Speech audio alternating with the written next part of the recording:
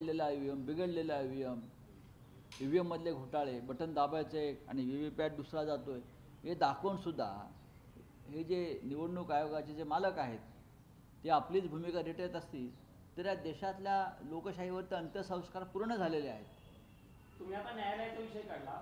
काल धनंजय चंद्रचूड यांनी एका वृत्तसंस्थेला मुलाखत दिली आणि त्यांनी असं म्हटलं की न्यायालय ही विरोधी पक्षाची भूमिका बजावत नसतात. मग न्यायालय ही काय सरकारची भूमिका, भ्रष्टाचारांची भूमिका बजावतात का? चंद्रचूड हे विद्वान आहेत, कायद्याचे अभ्यासक आहेत, देशाच्या सरन्यायाधीशपदी पोचलेली ती व्यक्ती आहे. आम्ही त्यांचा आदर करतो, मला त्याच्याविषयी काही म्हणायचं नाही. पण विरोधी पक्षाची भूमिका बजावा असं त्यांना कुणी सांगितलं? त्यांना काही समजतं का? ते मोठे कायदेपंडित आहेत. न्याय द्या, निकाल द्या, एवढंच आमचं म्हणणं होतं ना. आम्ही दुसरं काय सांगितलं? तुम्ही जो असेल तो निकाल द्या. त्यांनी पक्षांतराला मुभा मिळावी अशा तऱ्हेनं खिडका दरवाजे उघडून ते गेलेले आहेत. कधीही कोणी पक्ष बदला, सरकार पाडा, देशाच्या सुप्रीम कोर्टाची जबाबदारी होती घटनेचं, कायद्याचं, संविधानाचं, नीतिमत्तेचं रक्षण करणं. हे सर्वोच्च न्यायालयाच्या मुख्य न्यायाधीशांची जबाबदारी होती.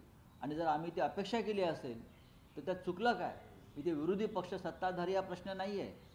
इथे आम्ही या देशाचे नागरिक म्हणून ही भूमिका त्यांच्याकडनं अपेक्षा व्यक्त करत होतो. एकनाथ शिंदे मुख्यमंत्री राहिलेत मागच्या 2.5 वर्ष.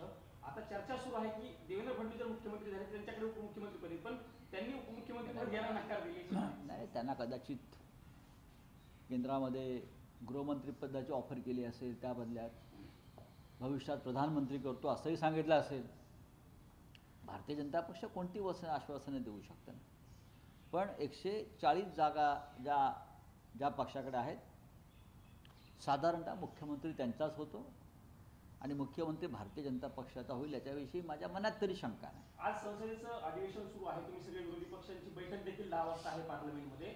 ईव्हीएमच्या मुद्द्यावरनं विरोधक आक्रमक असल्याचं बघायला मिळालं. काल आपण पाहिलं असेल की संविधान दिनानिमित्त काँग्रेसची जी रॅली झाली त्यात खरगे साहेब असतील, आमचे राष्ट्रीय काँग्रेसचे अध्यक्ष, किंवा राहुलजी असतील, आम्ही सगळे असू, प्रत्येकाची मागणी आहे.